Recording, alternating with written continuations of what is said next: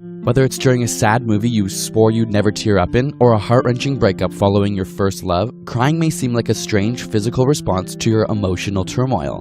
Why do we start the waterworks when we feel really sad? Is there a biological advantage or purpose other than washing your face or streaking your mascara? Well, crying doesn't only happen when you're emotional. There are actually 3 types of tears. Basal tears are perpetually lubricating your eyes, keeping them from drying out, while reflex tears act in response to an irritant like onions or dust. They begin a chain reaction, releasing hormones from the brain, which then trigger a tear response from the glands in the eyelids, and these tears help to get rid of the irritant. But tears of sadness? Strangely, this leaky face phenomenon is exclusive to humans, with a couple different theories as to why, and one is strikingly similar to the reason we blush, which we described in a previous video here.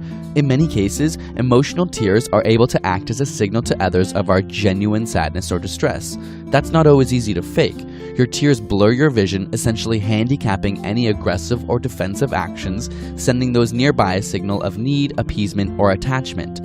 From an evolutionary perspective, this increases communication with those close to you and ultimately your chance of survival.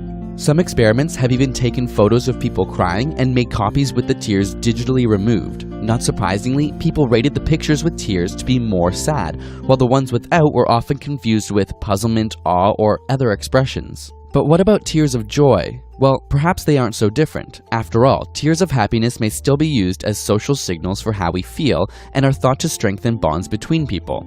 Also, both emotions see activity in similar regions of the brain, such as the hypothalamus and basal ganglia, which just happen to be connected to your tear glands. Another theory suggests that crying is one of your body's mechanisms to literally shed your stress. Interestingly, reflex tears and emotional tears have very different compositions. Emotional tears have much higher levels of proteins, in particular some called adrenocorticotropic hormones, which are linked to high stress levels, and some say crying helps to release these stress chemicals from the body, but the research here is limited and not yet conclusive. So go on, have a good cry, let the world know how you feel, and potentially let out that stress.